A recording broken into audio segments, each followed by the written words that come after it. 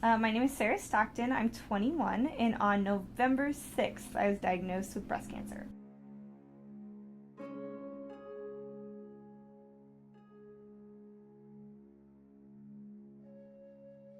I started off pretty early.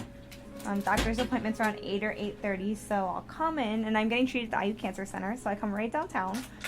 And I see my oncologist, Dr. Schneider, and he checks me out almost every time, and he has great things to say. I think I'm doing really well because every time he says, proud of you, or you're doing really well, and he's really encouraging.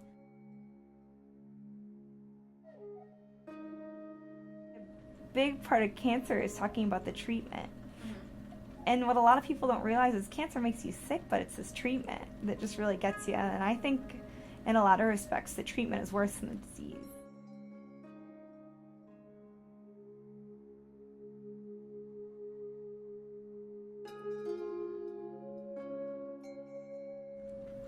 I would say the biggest change since I started is the hair.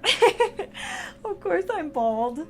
And that, at first just looking in the mirror and having no hair, it's something. And I don't think, knock on wood, I've not cried about losing my hair. I haven't been that emotional about it. But it is just a huge adjustment to not have that. And when I first shaved my head, I would just constantly feel it. Like, oh my gosh. And now I'm not feeling it quite so much.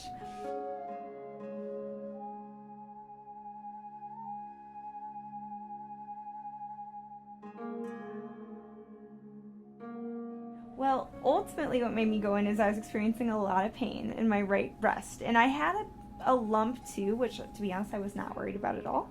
But so the pain really drove me in. And over fall break I actually went camping with some of my really good friends, and I hiked a mountain. And I was in so much pain all day. It was my first time hiking a mountain, which makes sense now because I hiked up a mountain with cancer. But so I remember after that trip, I thought, oh Lord, I need to go to the doctor.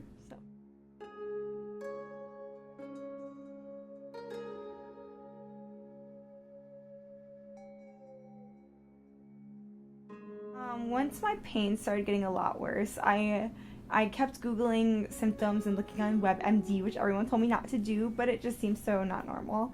And really all signs I was seeing were pointing to cancer.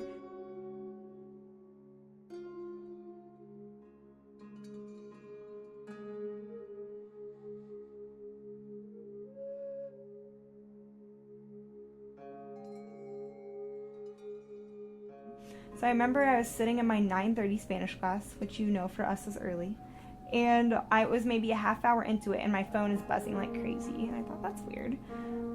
So I and this prof is kind of strict about texting, so I was very secretively getting at my phone, and I see I have a missed call from my doctor, my mom, and my dad. So my heart really kind of sunk a little bit, and my mom texted me knowing I was in class and said, the doctor called today, and this is probably around 10 o'clock, and he said he wants to see you at 11:30. I thought, oh, that's short notice.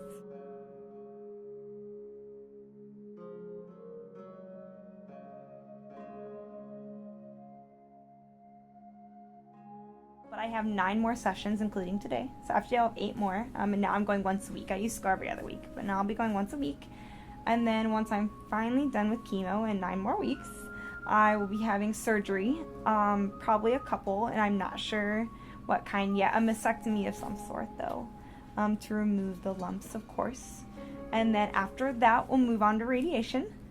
And then after that, we'll move on to some more surgery for reconstruction purposes. And then after that surgery, we'll move on to some hormonal pills. And hopefully all of that should wind me in remission is the plan.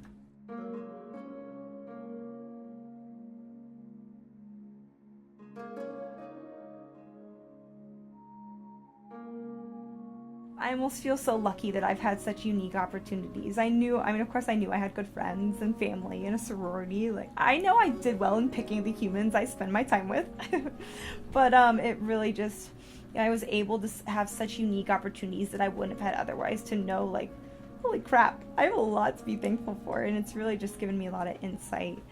So all along the way I've just had so many friends, just being there with me. Of course, my family comes to everything, of course. and they've been so supportive. But then, you know, my old roommates took me to Build-A-Bear and made me this Dr. Bear that's in my bag right now, and I take it a lot of places. And you know, I have my best friends from home who I care about so much, and they come to just so many things and are driving me places and doing me so many favors. And then of course there's all the sorority, who's just opened my eyes so much to what an amazing organization I'm a part of. So I think that really my journey has ultimately been defined by those who were just following my story and really, really care. Like, I just can't believe how many people genuinely care.